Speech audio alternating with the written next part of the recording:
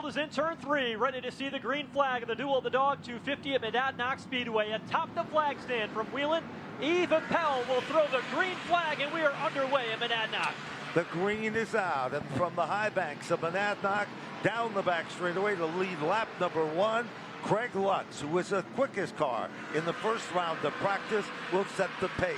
Back up front, it appears the 4 car is off the pace for Tim Conley. That car drops to the inside. Conley has a problem and pulls to the bottom of the racetrack. Yeah, it's tough to get off the racetrack here when you're stuck on the bottom, so Conley just brings that car to the inside. That'll be enough for the caution, the first caution of the day, and it comes out on lap number 19. The red and yellow number 60 up top. Green flag from Sean Houlihan atop the flag stand, and Craig Lutz quickly clears Matt Hirschman in turn 1 and 2. Everybody else stacked up 2 by 2 in the turn 3 as they head into turn 3. No question. A winning crew chief in the NASCAR Whelen Modified Tour muscles his way underneath Patrick Emerling the third. But it is Kyle Bonsignor who has gone around off turn number 4 to bring us under our second caution here on lap 30.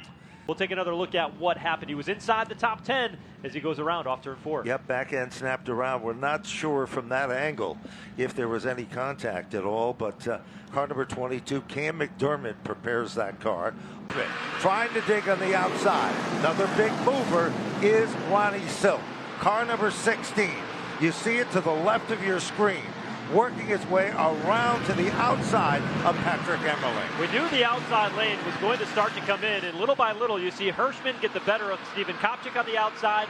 Same for Ron Silk as he gets by Patrick Emerling around the outside. So that outside line is going to be something that once a couple of drivers and spotters see that, they'll tell them, hey, you see that outside, it's starting to come in. The upper groove, here comes Ronnie Silk. Silk saw the door open, closed it.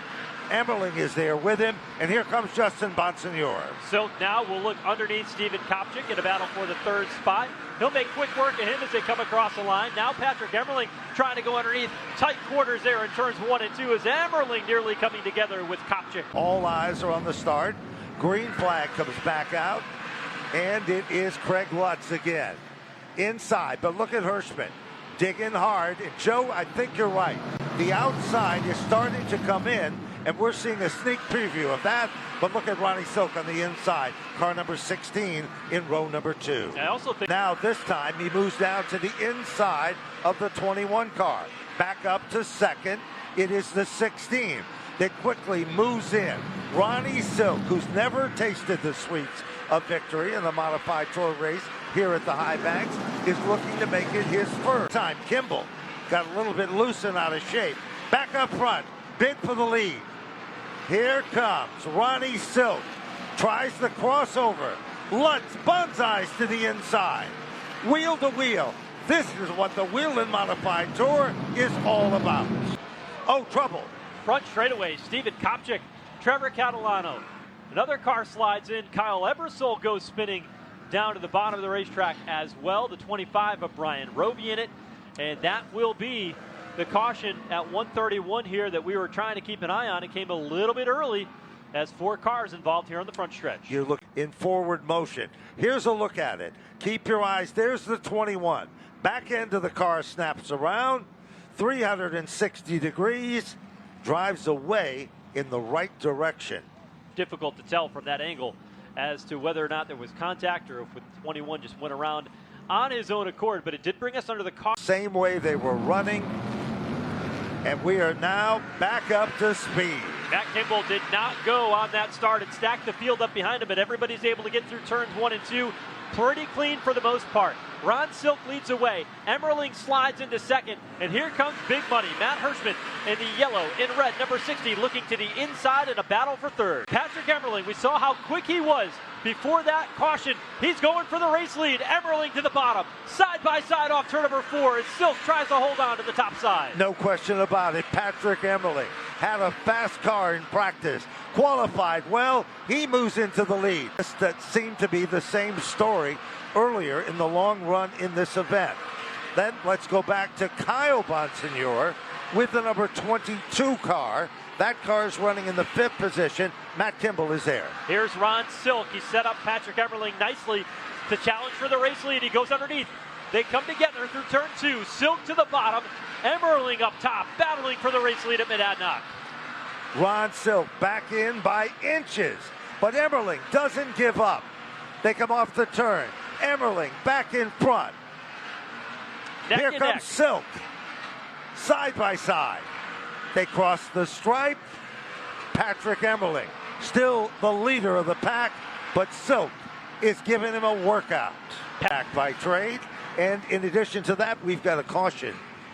It's the 5th of the day. It is the 4 car of Tim Conley, who came back out onto the racetrack, was running at speed, but stops at the inside of turn 1, exactly where he stopped earlier on lap number 19 for our first caution of the night for Tim Conley. Tim Conley can't. Season goes on. The front row looks very different.